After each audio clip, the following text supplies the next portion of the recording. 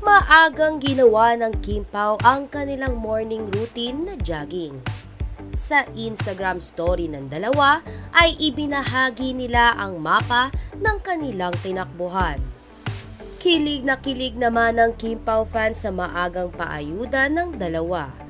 Dagdag pa dito nang lumabas naman ang isang larawan ng dalawa kung saan ay nagkakape ito at nagpapahinga sa isang cafe na animoy nagmo-morning date.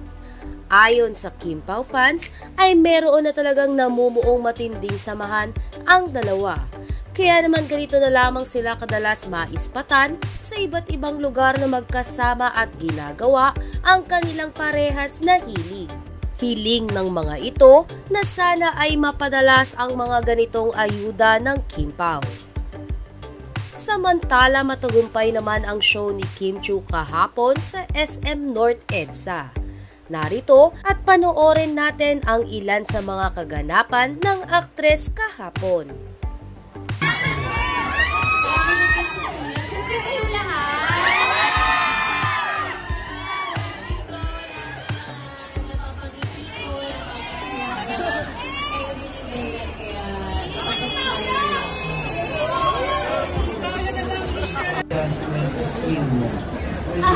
Actually, the first time I tried yung product ng Face by Bloom, bago kami mag-pictorial, sinubukan ko muna siya sa Facebook kasi gusto ko pag nilalagay ko siya, parang ipopromote ko siya as how I experience the product.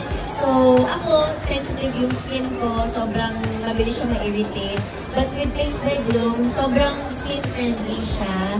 And sa mga starters, nakakasimula pa lang mag-skincare routine, parang this is the best product na pwede nilang gamitin. And very easy steps lang and konti na yung kailangan nilang gawin in order for them to have a blooming face like me.